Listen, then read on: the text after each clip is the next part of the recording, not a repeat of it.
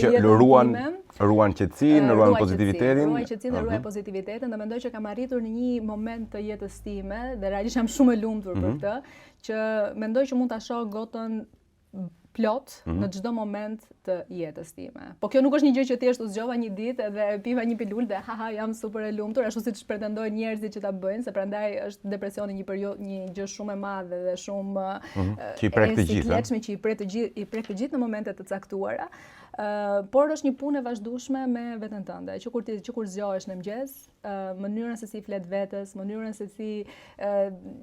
ti i pranon defektet e tua, mënyrën se si ti i pranon që po mund të kem bërë gabime, por tashmë është momenti për ti përmirësuar. Dhe është një punë e vazhdueshme. Kështu që interesante, mua më vjen shumë mirë që nuk je e ftuar e parë, me thënë të vërtetën, dhe nuk je njeriu i parë që tashmë në këtë periudhë del më hapur për të pranuar që të gjithë në një lloj forme dhe në një moment të jetës tonë mund të jemi prekur dhe mund të kemi qenë, pasi tani depresioni mund të jetë fjalë e madhe, por që kemi pas momente të errta, le ta themi, se diagnozën nuk ja bëjmë dot vetes çfarë kemi pas, po momente të errta. Besoj se është aq më tepër frymëzuese kur një gocë që e di që ka një influencë shumë të madhe tek të rinjt, edhe tek gocat, edhe tek çunat,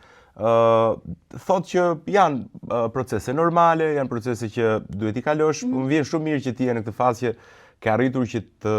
ta shohësh atë gotën plot. Po kur s'ka gotë, Eva? Kur s'ka gotë e gjen gotën, e krijon gotën, vendos duart, kështu dhe e pin ujë pra se pra.